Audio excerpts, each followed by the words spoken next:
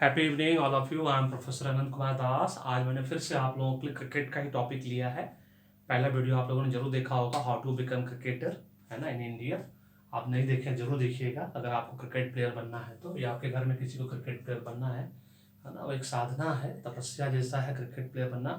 और वो रूल सारे स्पोर्ट्स के लिए फिट होता है, इसीलिए उस रूल को आप समझ लीजिए। जो मैंने बताया जो क्रिकेट के लिए, वो सारे स्पोर्ट्स में फिट होता है, वही सेम टू सेम। आज बताने जा रहा हूँ कि 7 new rules for cricket world cup 2022, है ना। 2022 में जो न्यू वर्ल्ड कप होने जा रहा है उसका 7 न्यू रूल्स क्या है, या ऑलरेडी आ चुका है, आप लोग को सबको पता भी होगा ऑलरेडी। आप लोग बहुत ब्रिलियंट इंटेलिजेंट हैं। एक एज ए रिमाइंडर के रूप में आप लोग को फिर से याद दिला दें।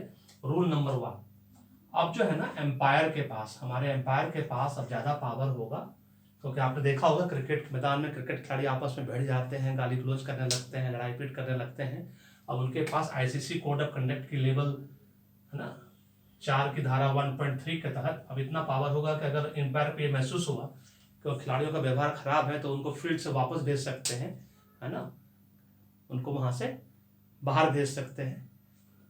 तो ये एम्पायर के पास पहले पावर नहीं था, अभी एम्पायर के पास पावर होगा। बहुत अच्छी बात है और ऐसा होना भी चाहिए था।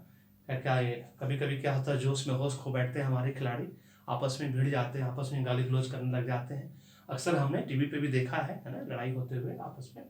तो ये बहुत अच्छा पावर उनको मिल गया है। रूल 1। रूल 2, गेंद 2 बार बाउंस हुई तो नो बॉल होगी। अब से गेंद 2 बार बाउंस हुई तो नो बॉल होगी। हमारे जमाने में मेलकम मार्शल, वासिम अकरम साहब, इमरान खान साहब, है ना, ये सब गेंद फेंकते थे एकदम 120 की स्पीड से फेंकते थे, एकदम जबरदस्त बाउंस होती थी। तो उस वक्त कोई नो बॉल का सिस्टम नहीं था।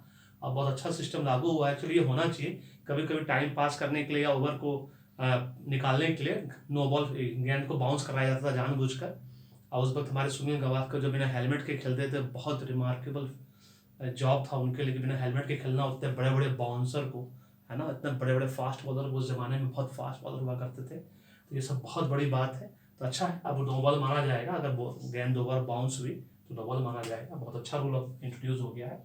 रूल नंबर 3, अब सभी रन अलग से जुड़ेंगे, है ना।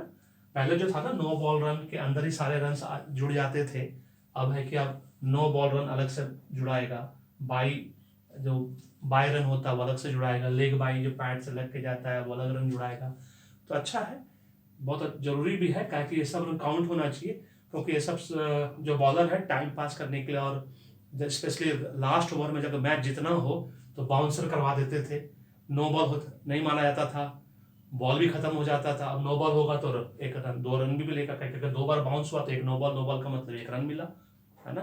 तो जीतने की संभावना बढ़ जाएगी। उसी तरह से बाई लेग बाई में जबरदस्ती गेंद को कहीं आसमान उधर फेंक रहे हैं, कभी उधर फेंक रहे हैं, तो ये सब बहुत होता था। तो बहुत अच्छा है, ये सब रूल बन गया, बहुत अच्छी बात है।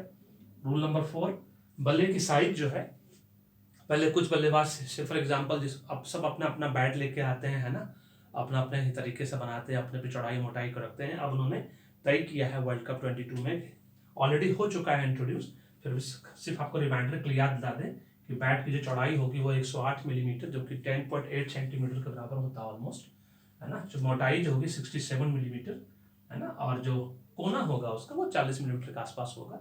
उसको सेंटीमीटर में आप कन्वर्ट कर लीजिएगा, तो नेचुरल 10.8 सेंटीमीटर जब चौड़ाई है तो उससे कम ही होगा सर, तो आपको समझ में आ जाएगा कितना होना चाहिए। रूल 5, जो एम्पायर कॉल में जो रिव्यू जो होता है वो बेकार नहीं होगा। जब कोई नॉट आउट होता है, जब मान लीजिए रन आउट होता है या स्टंप आउट होता है, एम्पायर नहीं समझ पाता है, फिर बोलता है कि भाई दिखाइए, रिव्यू दिखाइए, तो वो जो रिव्यू कॉल, जिसको हम डिसीजन रिव्यू सिस्टम बोलते हैं, वो बेकार अब नहीं होगा। ये बात आप सब जानते हैं, ऑलरेडी आप लोग बहुत सालों से क्रिकेट खेल रहे हैं, है ना। आप लोग मैच भी देख रहे होंगे क्रिकेट के, तब तो दीवाने हैं, हम लोग भी थे अपने जमाने में।